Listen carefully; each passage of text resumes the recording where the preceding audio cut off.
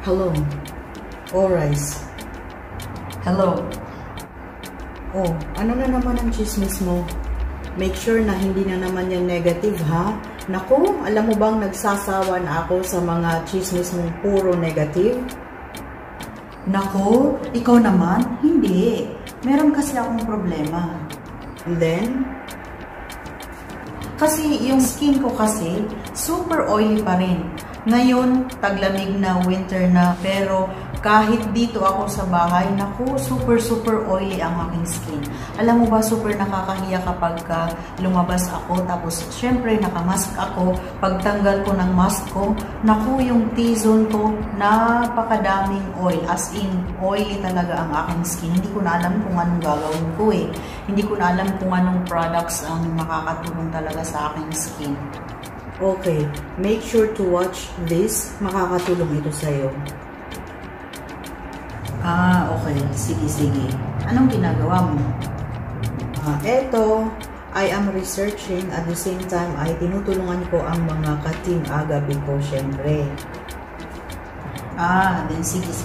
Bye. Salamat. Okay, sige, bye.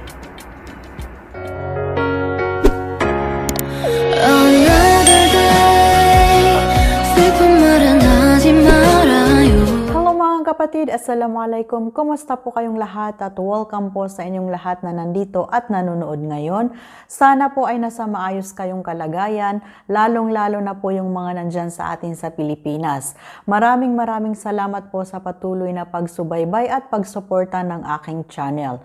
If this is your first time watching a video from this channel, I talk about skincare, I do products review, Arabic tutorials, and sometimes hijab tutorials. So if you don't wanna miss any of my videos, please subscribe simply by clicking that red subscribe button at huwag pong kalimutang pindutin ang bell button na yan para ma-notified po kayo tuwing nag-a-upload ako ng bagong videos. In today's video po mga kapatid ay super excited ako dahil we will be talking about oily skin. I-share ko po sa inyo kung ano yung mga skincare products na naging effective sa akin at syempre pa hindi po mawawala ang mga tips na ibibigay ko po sa inyo dahil struggle is real talaga kapag ang skin mo ay oily. Before anything else, I'd like you to know na super oily ang aking skin, lalong-lalo na kapag summer. At kahit na ngayon na winter time na dito sa Kuwait, tag-ulan na, ay super oily pa rin ang aking skin. Dati ay super naging obsessed ako sa paghahanap ng mga skincare products na magiging effective sa aking mamantikang face na pwede ng pagprituhan ng itlog. So, ang lahat po ng mga i-share ko sa inyo ngayon ay based on my personal experience and my observations sa lahat po ng mga naging pasyente namin dati when I was working with a dermatologist. Marami po ang posibleng dahilan kung bakit oily ang ating skin. Unang-una, genetics. Pwedeng namana natin ito sa ating mga magulang or sa ating mga ninuno. Pangalawa, hormones. Pangatlo, poor skincare. That means baka yung ginagamit natin na mga skincare ay hindi talaga para sa oily or hindi talaga nakakatulong sa ating oily skin. Pang-apat ay stress. So kapag stress po tayo ay pwedeng magresulta ito ng pagka-oily ng ating skin. Number 5, pwedeng dehydrated ang inyong skin kaya lalo itong nagiging oily. Number 6, baka mababa ang linoleic acid sa inyong skin. At ngayon po ay nalaman niyo na kung ano yung mga posibleng dahilan kung bakit nagiging oily ang inyong skin. Ngayon naman po ay sasabihin ko na sa inyo kung ano yung mga skincare products na naging effective sa akin. By the way po, most of the skincare products na ipapakita ko po sa inyo ngayon ay naipakita ko na po doon sa video ko tungkol sa clogged pores, also known as blackheads and whiteheads. So kung hindi pa po ninyo yun napapanood, ilagay ko po yung link ng video na yan dyan sa description box. Kasi for your information po, si clogged pores at saka si oily skin ay mag-best friend lamang yan. pero sila ay mag-best friend na magkalaban. Bakit ko nasabi na sila ay magkalaban? Kasi kung oily skin ka, pwedeng magkaroon ka ng clogged pores. Dahil ang isa sa dahilan kung bakit nagkakaroon ng clogged pores or yung blackheads and whiteheads ay dahil oily ang iyong skin. I hope na nagets po ninyo kung ano yung ibig kong sabihin. Kung hindi naman, eto po yung isipin ninyo. Si oil ay dumadaan sa mga pores. Pero meron siyang pagka-tridor dahil isa siya sa dahilan kung bakit nagbabarado yung mga pores, kung bakit merong blackheads at whiteheads. Kaya basically ay mag-best friend sila pero sila ay magkalaban. Therefore, marami na po akong mga sinabi kaya eto na po yung mga skincare products. Mag-umpisa po tayo sa facial wash. Under sa facial wash ay ang pag-double cleansing. Inshallah po ay gagawaan ko ng separate video kung bakit kailangan nating mag-double cleansing. At ang ginagamit ko po sa pag-double cleanse ay naipakita ko na ito actually sa naunang video ko. Ito po ay ang Dear Klairs Gentle Black Deep Cleansing Oil. Ito po ay carton na lamang, ubos na po ito. At ang gagamitin ko kapalit ng Dear Klairs ay etong Laneige Perfect Pore Cleansing Oil. So, hindi ko pa po ito nabubuksan kasi bago lang itong order ko sa Shopwise Kuwait. Tingnan muna natin saglit. So ito po siya. Meron siyang pang-pump na ito. Pagkatapos nating banlawan ang kahit na anong cleansing oil sa ating mukha, ay kailangan nating sundan ito ng kahit na anong gel facial wash. Ako po ang ginagamit ko ay itong Simple. Meron pa yung isa na ganito siya. So, parehas itong product or brand ng Simple. Kahit saan po dito ay pwede ninyong gamitin. So, ito ay effective naman po sa akin para lang matanggal yung kahit na anong residue na naiwan dyan sa ating skin galing sa cleansing oil. Sa mga time naman na hindi ako nagdo-double cleansing ay ito naman yung mga facial wash na naging effective din talaga sa akin. Etong COSRX Salicylic Acid Daily Gentle Cleanser. Ito po ay meron siyang 0.5% salicylic acid. Ang pangalawa ay galing sa Innisfree. Ito naman yung Jeju Volcanic Pore Cleansing Foam. So, ito pong dalawa na ito ay effective talaga para matanggal yung mga oil na nandyan sa aking skin. So, after washing our face, ay pwede na po tayong mag-proceed sa toner. Pwede po kayong mag-skip sa toner, pero ako po ay meron akong dalawang ginagamit pa na toner. So, ang unang-una ay etong Benton BHA Aloe Skin Toner. Ito po ay meron siyang 0.5 salicylic acid. Pangalawa ay galing naman sa Namu. Namu ba ito? Yes.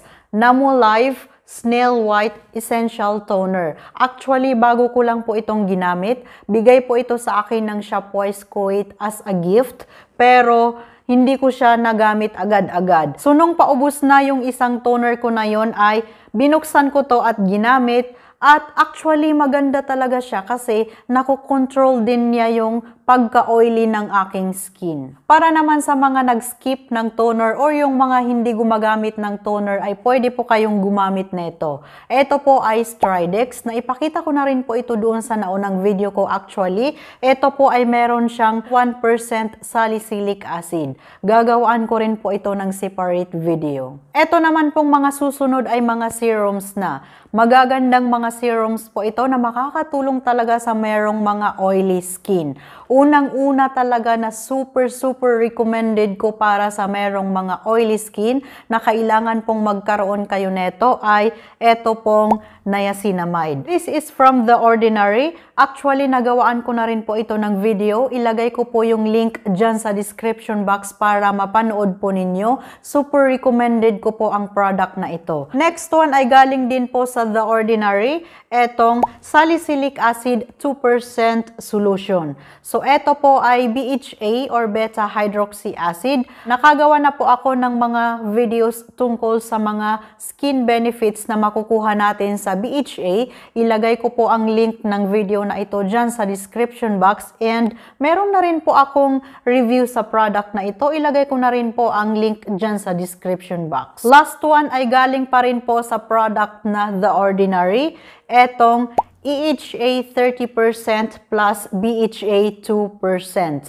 Super ganda po ng product na ito. However, hindi ko po ito i-recommend sa mga baguhan pa lang nagagamit ng mga facial acids. Baka po mairita ang inyong skin, baka maging sensitized ang inyong skin.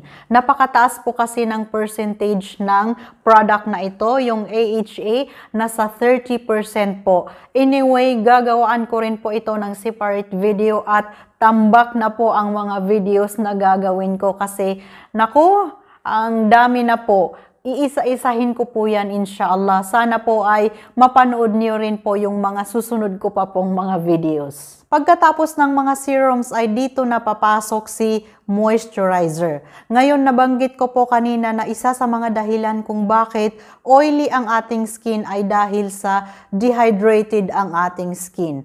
Kapag dehydrated po ang ating skin ay lalo itong nagpo-produce ng maraming oil. Kasi iniisip ng ating skin na ay dry na yung skin, kailangan nating gumawa ng paraan para hindi ito mag-dry. So ang nangyayari, nagpo-produce ngayon si skin ng mas marami pang oil para lang makompensate yung dehydration na nangyayari sa ating skin. At sa mga moisturizers naman po, kailangan nating piliin yung mga moisturizers na hindi makakapag-clog ng ating mga pores. So, sinabi ko na rin po ito, gagawaan ko rin po ito ng separate video para po maipakita ko sa inyo kung ano yung mga pupwedeng moisturizers sa merong mga acne-prone skin at sa merong mga oily skin para hindi makapag-clog ng ating mga pores. Isa pang super effective product talaga sa aking oily skin ay ang vitamin A. So marami pong mga benefits na makukuha natin sa vitamin A. Ako po ang ginagamit ko dati ay etong Acretin. Ito po ay tretinoin. Alam niyo po ito dahil isa po ito or ito po yung isa sa hinahalo sa hydroquinone para po sa merong mga pecas or melasma. So, ang ginagamit ko po ngayon ay etong Differin. Ito pong dalawa na ito ay parehas po itong vitamin A. So, inshallah, naku, bigyan sana ako ni God ng maraming sipag kasi ito po ay gagawaan ko rin po ito ng separate video kasi hindi rin po ito basta-bastang pwedeng gamitin natin sa ating skin dahil pwedeng mag-dry ang ating skin. Marami rin po itong mga side effects kaya kagaya ng mga facial acids, kailangan natin itong i-introduce sa ating skin slowly. At naku po, pasensya na kayo dahil ang dami ko na po talagang gagawaan ng separate video. Next one, which is ang pinaka-importante ay ang sunblock. Kahit na anong skin type mo ay kailangan mong maglagay ng sunblock. Kailangan mo pa ring protektahan ang iyong skin laban sa UV rays ni araw. So meron na po akong mga nagawang videos tungkol sa mga sunblock na pwede sa oily skin at acne prone skin. Ilagay ko po ang link ng video na ito dyan sa description box para mapanood po ninyo. And the last one, facial oils. I know medyo controversial po yung paggamit ng facial oils dahil marami po yung mga nagsasabi na sayang lamang yan sa pera or hindi naman yan masyadong kailangan sa ating skincare routine. Marami na po yung mga gumawa ng mga videos tungkol sa opinions nila and thoughts nila about sa facial oils na hindi nila ito masyadong kailangan sa kanilang skincare. Pero as for me po, malaki ang naitulong ng mga facial oils sa aking oily skin, sa aking acne-prone skin. Nakatulong po talaga ito. Marami po akong mga nakuhang benefits using facial oils. At isi-share ko din po sa inyo yan sa separate video kung ano yung mga facial oils na ginagamit ko ng matagal na hanggang ngayon po ay ginagamit ko at kung papaano ko sila ginagamit. At kung kayo po ay oily skin or kung kayo ay acne prone skin at meron kayong nagamit na facial oil na nakatulong sa inyo, please lamang po mag-comment kayo dyan sa ating comment section sa baba. Isulat po ninyo dyan kung ano yung facial oils na nagamit ninyo, magkano yung presyo at kung saan po ninyo ito nabili para naman po makatulong din po sa iba. At ayan, natapos na po tayo sa mahabang paliwanagan tungkol sa mga effective products. At ngayon naman po ay i-share ko na sa inyo yung mga tips na effective sa akin, lalong-lalo na kapag nasa labas ako at super nagiging oily ang aking skin. Unang-una, dapat meron po kayong blotting paper. Kung wala naman po kayong blotting paper, ay pwede po kayong gumamit ng tissue. Maglagay na po kayo ng tissue sa inyong bag para paglabas ninyo, meron nang nakatagong tissue sa inyong bag. Kagaya ko po ngayon, meron dito sa aking tabi isang box ng tissue. Dahil pinagpapawisan din po ako ngayon na nakaharap ako sa camera. Nagpapawis po ang T-zone ko at super oily talaga. Kaya eto, para makasigurado, isang box ng tissue. Ang sunod na tip ko po sa inyo ay malaki ang maitutulong ng pressed powder. Ako po ang ginagamit ko ay etong galing sa Bello. Eto po ay bigay sa akin ng Shopwise Kuwait as a gift. Ang ginagawa ko po kapag lumalabas ako pagkatapos kong maglagay ng moisturizer at sunblock, eto na po yung huling i-apply ko sa aking skin. Kahit na maglagay man ako ng foundation or BB cream or CC cream, papatungan ko pa rin ito ng powder na ito. Kung wala po kayo neto, pwede rin po ninyong gamitin etong Airspun. Ito po ay padala sa akin ng aking langgana na sa USA na si Annie Matias. Hanggang ngayon po ay meron pa, hindi pa po ito nauubos. So mga kapatid, yan na po ang tungkol sa oily skin. Sana po ay meron kayong natutunan sa video na ito. Kung nagustuhan po ninyo ang aking paliwanag, bigyan nyo naman po ako ng like dyan. Matutuwa po ako. Maraming salamat po sa panunood. Magkita-kita po tayo ulit sa mga susunod ko pa pong mga videos. Bye!